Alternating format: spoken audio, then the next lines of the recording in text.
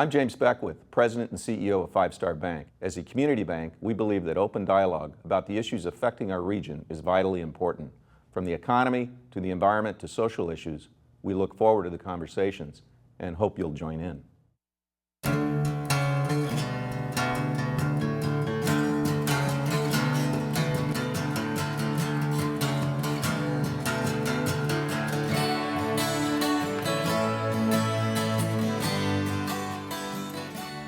Welcome to Studio Sacramento. I'm your host, Scott Syfax.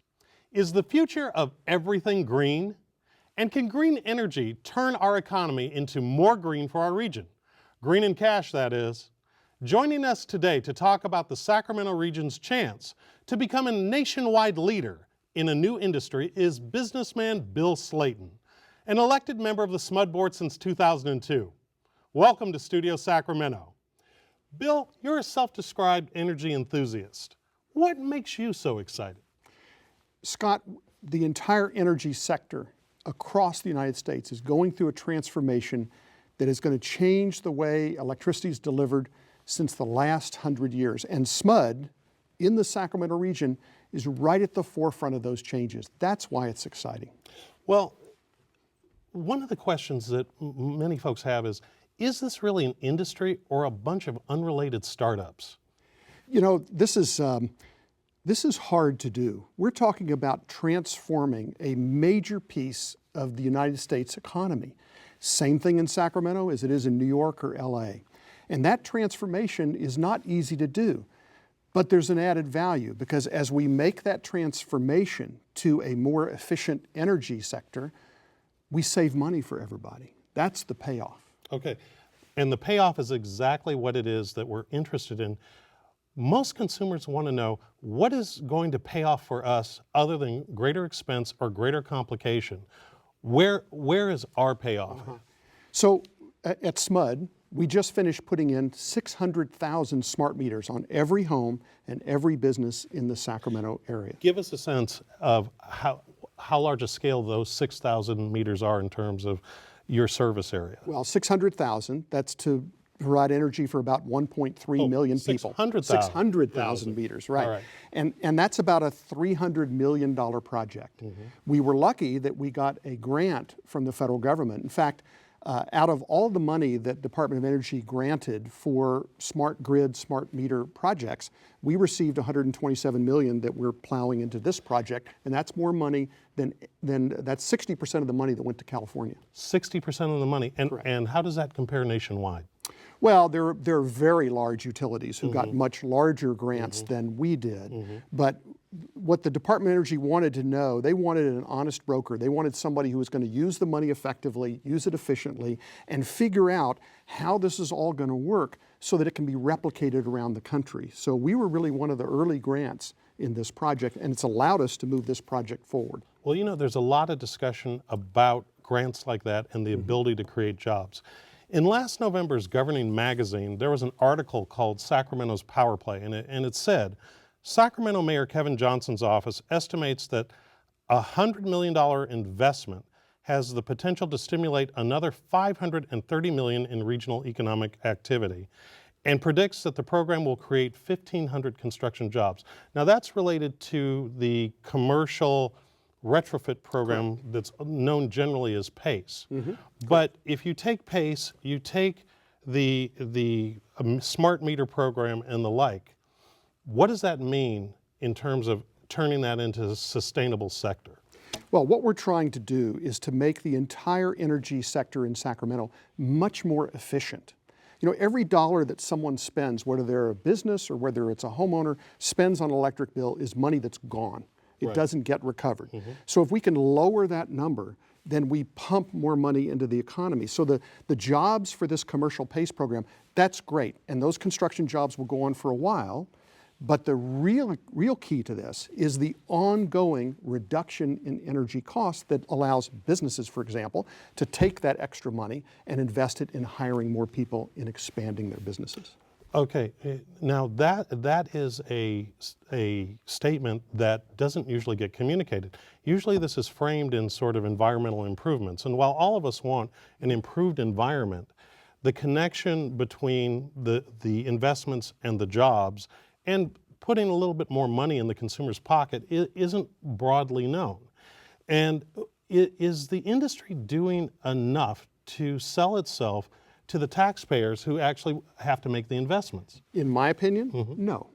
We need to do a better job of that, because what we're trying to do is, this is kind of a replication of what happened during the 1930s. In the 1930s, we had the WPA, and we rebuilt things. We built bridges, we built buildings, we built infrastructure. In the 50s, we built the interstate highway system. We need to revamp all of that infrastructure. But the piece of that infrastructure that has a payoff that's ongoing is in the electric sector. And we don't talk about it enough.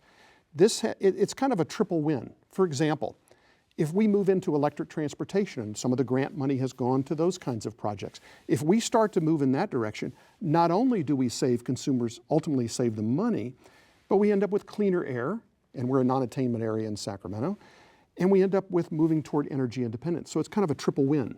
Right. Well, and at the same time, though, you read the newspapers, you watch television, and we hear about failures like Solyndra. There are issues with the Volt, the new electric vehicle from General Motors and the like. And the question becomes, how much public investment can a new sector like this justify when it's still, in the minds of some, to be risky? How do you respond to that? Well, certainly some of it is risky and some of it is not. Some of it's very simple. If you insulate your home more, you will save energy. But there are projects, whether it be electric car batteries or whether it be solar panels, where it's a little more forward thinking, a little bit at the edge. Sure. But the fact is we're in competition. We're in competition with China and with other countries in terms of getting these kinds of efficiencies in place. And so if we're going to compete, we've got to have a more efficient platform in this country, and energy is a key to that. Well, go a little bit deeper on the competition question with folks like China. China invests a lot more in this sector than we do, and so there is a school of thought that says we shouldn't be investing anything in there because we're going to get swamped by China.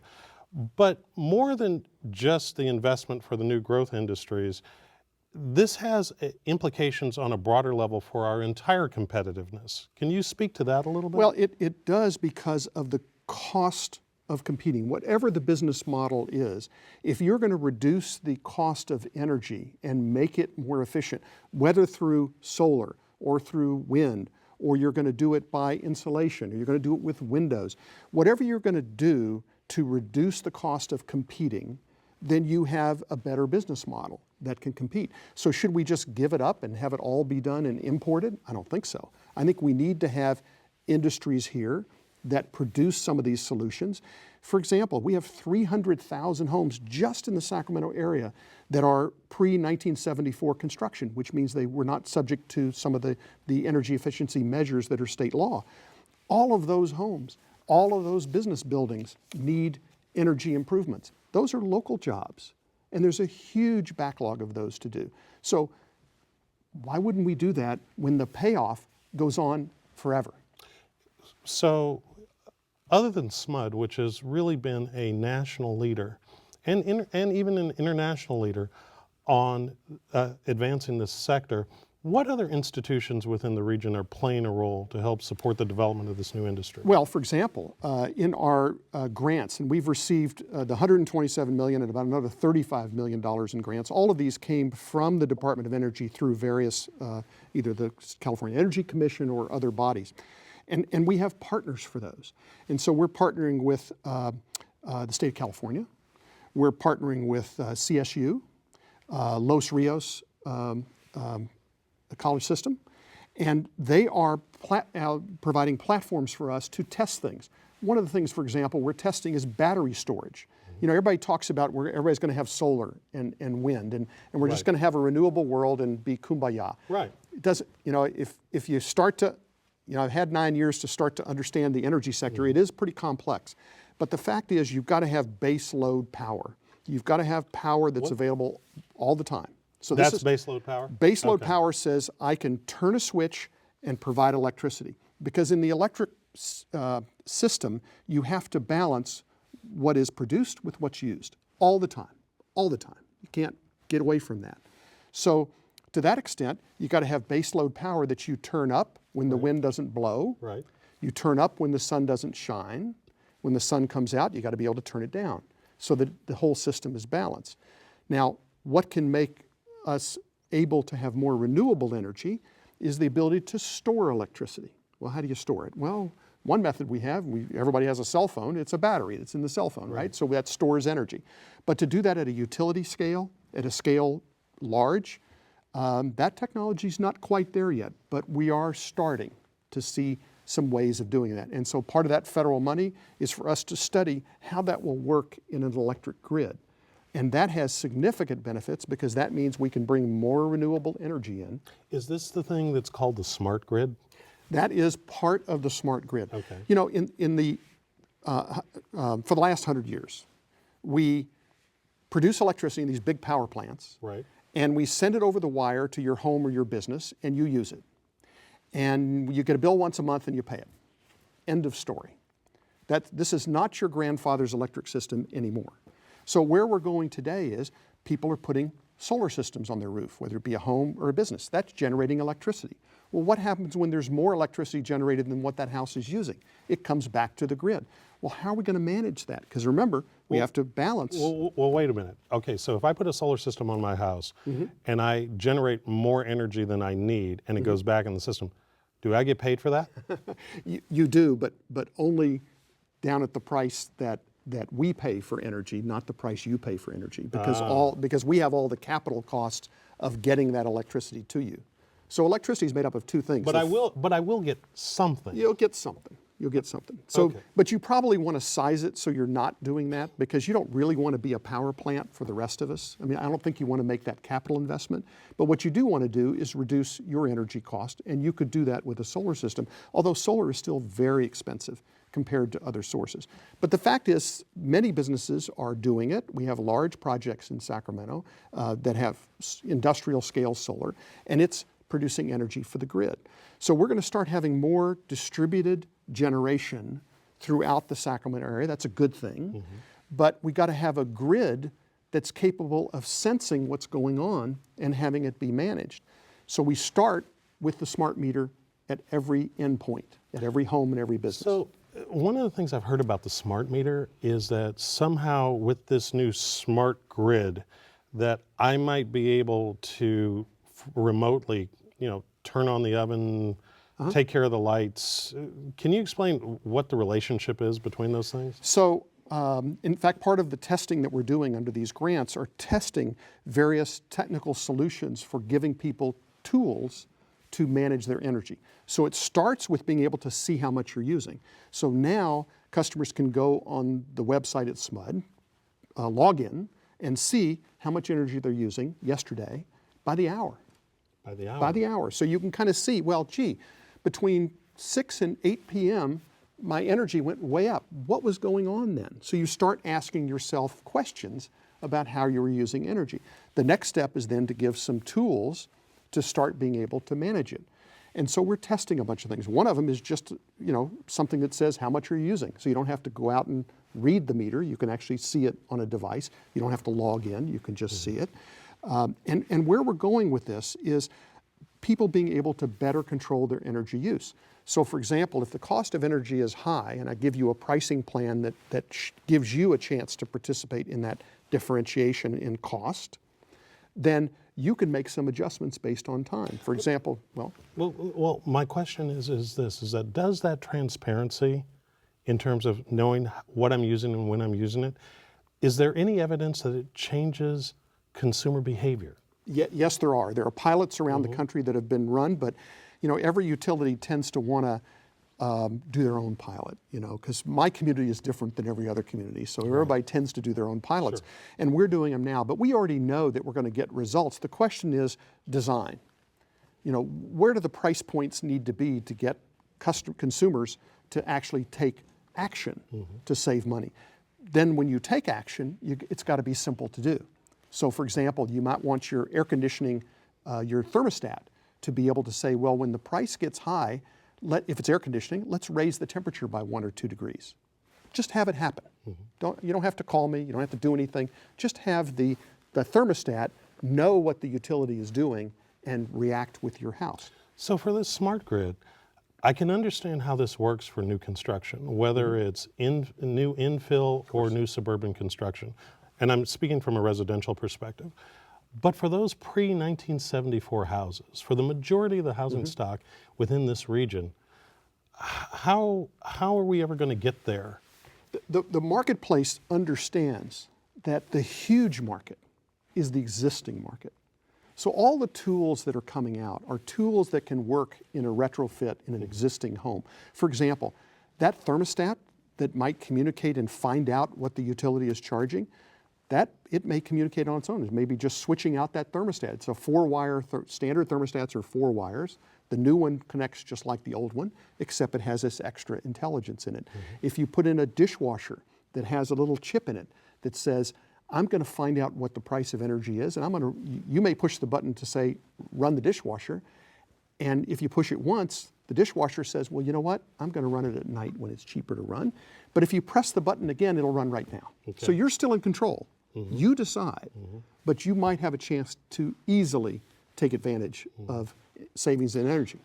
I want to go back to cars. Okay, I am a car nut, and so am I. And you know, cars. we have a couple of electric car manufacturers close by, Tesla, a few others. I'm curious, at what point is it that electric cars, from a performance standpoint and from a price standpoint, are finally going to meet the market where it is that it's not going to kill you to be able to drive something more energy efficient? You know, this is classic market economics. You know, my first cell phone cost $3,500. And was probably about this big? And it's one of those bricks. and you know, so now what is it? You know, they give them away to get you on the plan. Right. And I think although there's not as much physics involved there, it's more electronics. But the fact is, it's similar in that this is market conditions. The biggest factor in the adoption rate of these vehicles, and adoption rate directly relates to price. You know, the more volume you can build and sell, the lower the price point can be. And so it's about the price of oil. And that's really the toughest thing. The last time the electric car came out, what happened? Oil prices dropped through the floor. Everyone went, Okay, well, I can buy price of oil, but also, for instance, with electric vehicles, okay, how do you get the power to the curb so that way a vehicle can charge up? If I drive to Napa and that's about as far as I can go on a charge, I've got to be sure that, you know, regardless of whether I'm at the Mondavi winery or at a restaurant or wherever, that I can charge up so I can make my way back home. But Napa's a great place. Why do you want to go home? You just stay there. No, here's what's going to happen. I think there are, for the all-electric vehicles with 100-mile, you know, the Tesla can get, you know, a couple hundred miles. But the fact is the charging infrastructure is really not out there. It's progressing, but it's going to be tough to get it all out there where everybody can charge kind of anytime they want, and it takes a while to recharge. So I think what's going to happen is those people who want it as a second vehicle, as a town car, may get all electric. I think most people are probably going to go for a gas electric hybrid like the Volt. So you plug it in. So the first 30 miles, 35 miles, it runs on all electric. And so that's the average commute is within that range. For example, what's his name with the Tonight Show? Jay Leno. Jay Leno bought one of the early Chevy Volts. Really? So yes, and you know he has a lot of cars. Sure. So he drives it back and forth to the studio. And it's a relatively short commute. He's put 11,000 miles on the vehicle, and I was just reading the other day, he has yet to refill the gas tank. You're kidding. 11,000 miles? 11,000 miles. He hadn't used any gasoline. So you could go to Napa because the gas would kick in, and then you could refuel with gas and come back. But if you're in town using it, you may use very little gasoline. And the equivalent charging cost, about $1 a gallon equivalent. So it's going to be very cost effective. The price of the vehicles is still expensive, but I think over time it's going to happen. And I think our electric grid, part of our smart meter, smart grid, is being prepared to handle the charging of a lot of cars, because that's going to have an impact on our electric grid. Well, in addition to driving, we all want to go home at some point, right? And I know that SMUD has done work on creating essentially zero energy homes, where it is that they're built in such a way that the amount of energy, net effect, yeah, right. the net effect is zero energy usage. What have been the results from the experiment so far in terms of consumer acceptance Well, and financial benefit? Well, of course, you're talking about new construction. Sure. In those. It's really hard to retrofit a home. You could do it, but it's a little difficult. Actually, we have done some. We've done a couple of retrofits. But in new construction, the builders, until the market kind of took a little dive, were starting to adopt doing these zero energy or near zero energy homes. And in fact, it was having great acceptance from consumers. And even today, it's still having acceptance because everybody's starting to realize that it's not just the price of the home, it's the cost of operating it. Sure. So if you look and you can end up with a $20 bill or a $30 bill per month for electricity, you kind of go, well, that's a good thing. That goes right to the bottom line. That's why that PACE program needs to get fixed for residential, because it's not just your mortgage you have to pay, it's also your electric bill. And I know that there are a lot of people working on that particular topic. One of the reasons that programs like that need to get to the household level, though, is because for the people who would benefit most, primarily seniors and lower income residents, they're the ones who, any of that energy savings really does impact Makes a huge positively difference. their quality of life. Exactly. What are you all doing to try and drive that type of cost savings down to the least among us who have the hardest ability to get in front of the curve? We have actually at one of our committee meetings, I made the point that we have a low-income rate, and we have a lot of people in Sacramento who qualify who are under that rate. It's thousands and thousands of people, and the fact is that we're discounting the energy price to those consumers who then have a house or an apartment that leaks, that's wasting energy. So it's kind of like, why would you, that's not the right formula. If we're going to apply a retrofit funds or energy funds, we ought to be emphasizing low income, because I'd rather sell that energy to someone paying the full price rather than a discounted price from a business standpoint. So we are doing programs both in the multifamily and the single family in the low income area to try to make those homes more efficient, because there it doesn't take very much savings for it to make a huge difference in quality of life. You're a businessman. From the standpoint of trying to build this sector, both for the benefit of residents within this region and nationally, and also to create the jobs that come with that, what are some of the regulatory impediments or legal barriers that are keeping us from running as fast as we can toward building this Emerald Valley, as some call Sacramento, in our future? Well, I think that first of all, we do have regulatory restrictions both on the federal side as well as the state side, more so the state in terms of SMUD. We're kind of ahead of the national standards, so we're not too worried about those, certainly in the area of things that happen within a community. There are transmission issues, but that's for another program. We can talk about that. We are, the regulatory framework, it's almost like everybody's got a solution. Everybody's got a way. We need to have more solar. We need to have more wind. What we need is for everybody to be more efficient. So we have all these standards that come out, but they're silos. They're not integrated together. So we have a standard we have to meet of 1% energy efficiency per year. It's a state standard. We decided 1.5 would be more appropriate for us, and that's what we're going after at SMUD. We have renewable energy goals that we have to hit. We had to hit 20% by 2010, which we did. We're one of the few utilities to have hit that mark. We have to hit 33% by 2020. And by the way, you can't count hydro.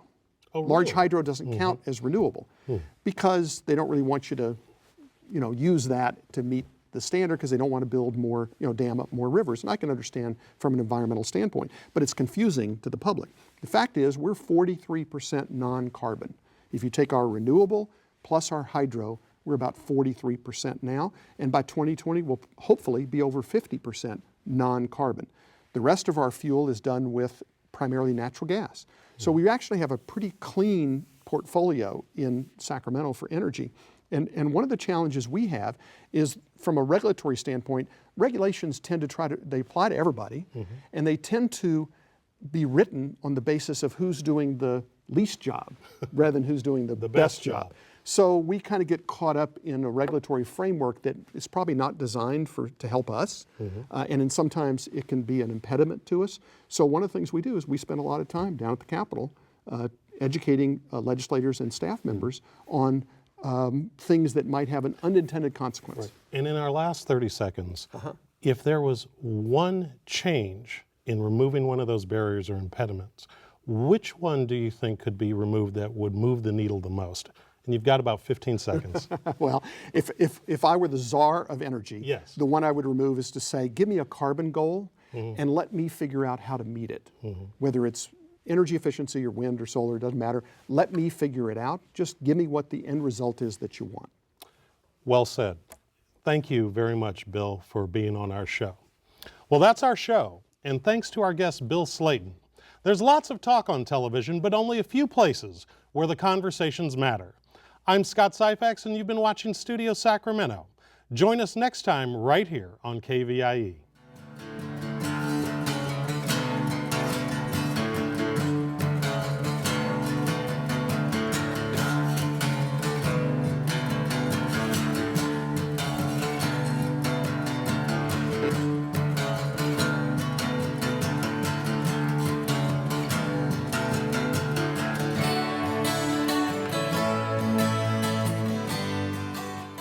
I'm James Beckwith, President and CEO of Five Star Bank. As a community bank, we believe that open dialogue about the issues affecting our region is vitally important. From the economy to the environment to social issues, we look forward to the conversations and hope you'll join in.